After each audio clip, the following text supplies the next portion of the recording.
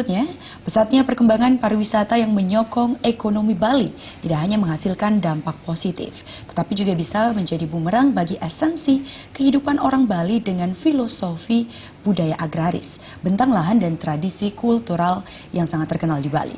Kemajuan pariwisata telah menyebabkan banyak petani di Bali menjual lahan sawahnya kepada para pengembang di tengah tingginya kebutuhan lahan tempat tinggal dan usaha. Meski sejak tahun 2012 Subak dinyatakan sebagai Cultural Landscape World Heritage Site oleh UNESCO, hingga sekarang model pengelolaan situs warisan budaya ini masih terus dicari dan dirumuskan. Berbeda dengan warisan budaya yang mati, Subak adalah warisan kultural hidup dan dinamis.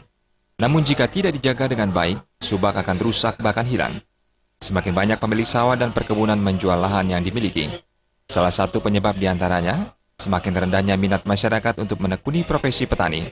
Selain itu, debit air untuk pengairan sawah semakin berkurang dan derasnya iming-iming harga tinggi dari pembeli lahan atau investor mendorong petani menjual lahan pertaniannya.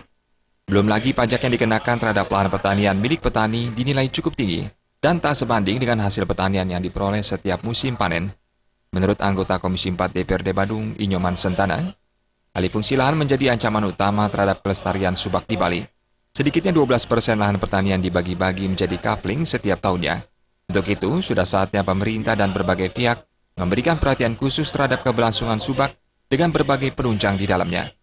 Salah satu upayanya adalah tidak mengubah peruntukan lahan yang diperjualbelikan, terutama lahan pertanian dan perkebunan.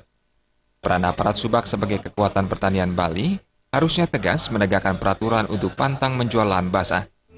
Nah, salah satu contohnya yang saya bilang adalah semakin terjepitnya areal pertanian, semakin terkurangnya areal pertanian akibat daripada diserang oleh hama kontraktor ya, hama kapling namanya. Kalau kita akan memayungi pertanian itu dengan payung hukum Perda, dengan payung hukum Perda, jadi sudah barang tentu tidak merugikan petani.